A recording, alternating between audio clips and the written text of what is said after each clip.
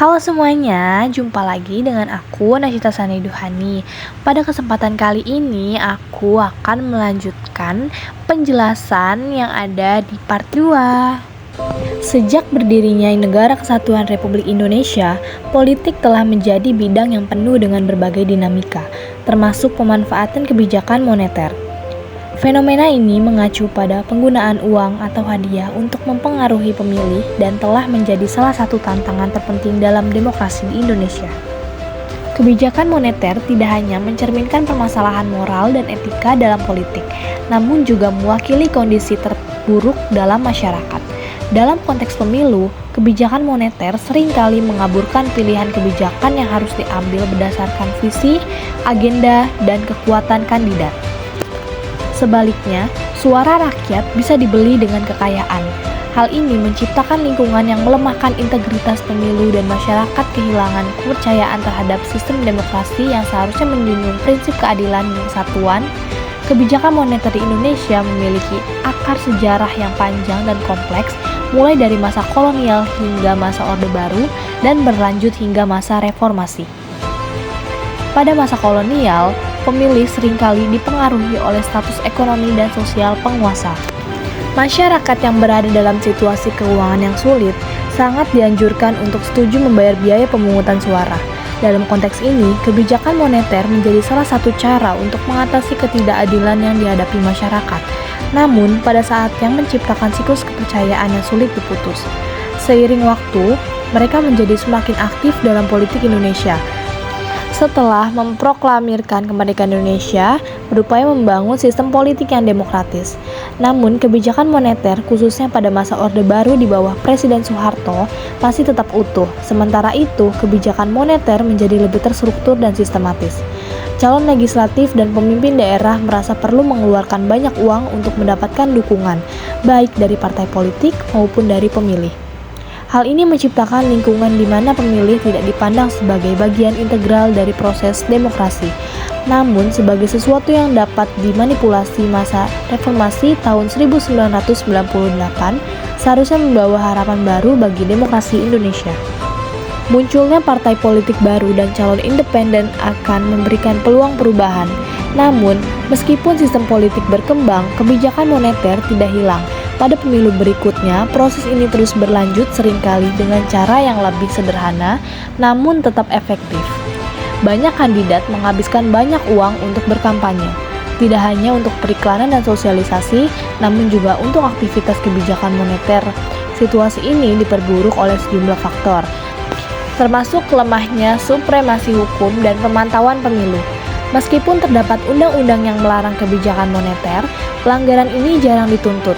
Sulit bagi lembaga pengawas pemilu dan aparat penegak hukum untuk mendeteksi dan membuktikan praktik ini. Hal ini menciptakan suasana impunitas bagi para aktor politik yang terlibat dalam kebijakan moneter, sehingga memperkuat keyakinan bahwa praktik ini adalah bagian dari permainan politik yang normal. Di sisi lain, budaya politik yang masih fokus pada sosialisasi dan sosialisasi turut berkontribusi terhadap bangkitnya budaya tersebut. Di banyak masyarakat, hubungan dan loyalitas lebih penting daripada kebijakan dan program yang ditawarkan oleh kandidat. Hal ini membuat kandidat lebih rela mengeluarkan uang dibandingkan mengeluarkan ide kreatif untuk mendapatkan dukungan. Akibatnya, masyarakat yang terbiasa dengan politik uang menjadi skeptis terhadap proses demokrasi dan kehilangan motivasi untuk berpartisipasi aktif sebelum tantangan ini. Penting untuk memahami sejarah kebijakan moneter di Indonesia, faktor-faktor yang mempengaruhi kemunculannya, dan dampaknya terhadap politik dan kehidupan bermasyarakat. Dengan menganalisis aspek-aspek tersebut, kita dapat memahami lebih dalam mengenai tantangan yang dihadapi demokrasi di Indonesia saat ini.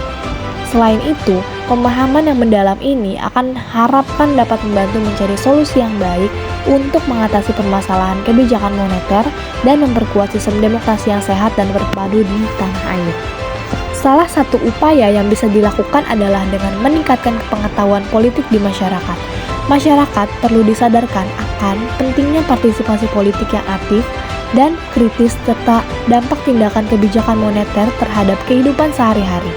Pengetahuan ini penting agar masyarakat tidak tergiur dengan tawaran bonus, Namun, ada baiknya memilih berdasarkan visi dan tujuan kandidat yang sesuai dengan minatnya. Selain itu, penegak hukum yang kuat adalah kunci utama untuk mengalahkan kebijakan moneter. Bawaslu dan lembaga penegak hukum harus memiliki kewenangan lebih besar untuk mengawasi kebijakan moneter dan memantau proses pemilu.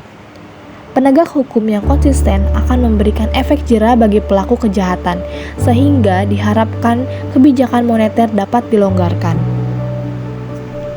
Tugas penting lainnya adalah menciptakan transparansi dana kampanye. Kandidat dan partai politik harus diwajibkan mengungkapkan secara terbuka sumber dan penggunaan dana kampanye mereka. Hal ini tidak hanya mempermudah pengawasan, namun juga membangun kepercayaan antar masyarakat dalam proses pemilu.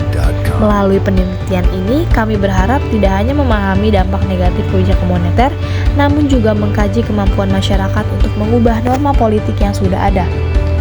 Dengan meningkatkan kesadaran politik dan mendorong partisipasi aktif, masyarakat dapat meningkatkan suaranya dan berkontribusi terhadap pembangunan demokrasi yang lebih baik. Hal ini merupakan langkah penting dalam mencapai tujuan demokrasi yang adil dan berkelanjutan di Indonesia. Terakhir, untuk memahami maksudnya, mari kita lihat pengalaman negara lain yang berhasil melakukannya. Dengan belajar dari keberhasilan dan kegagalan negara lain, kita dapat menciptakan strategi yang lebih efektif untuk mengalahkan kebijakan moneter.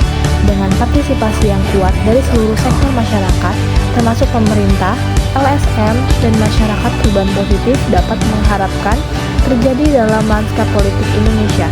Masyarakat harus dilengkapi dengan pengetahuan dan alat yang diperlukan untuk menjaga akuntabilitas para pemimpin guna mencapai pemerintahan yang benar-benar mencerminkan aspirasi dan kebutuhan rakyat. Oleh karena itu, kita akan memasuki masa di mana demokrasi Indonesia tidak hanya sekedar slogan, namun akan didengar oleh seluruh lapisan masyarakat. Dengan partisipasi yang kuat dan pemahaman kolektif, kita dapat menciptakan sistem politik yang lebih adil, transparan, dan terpadu.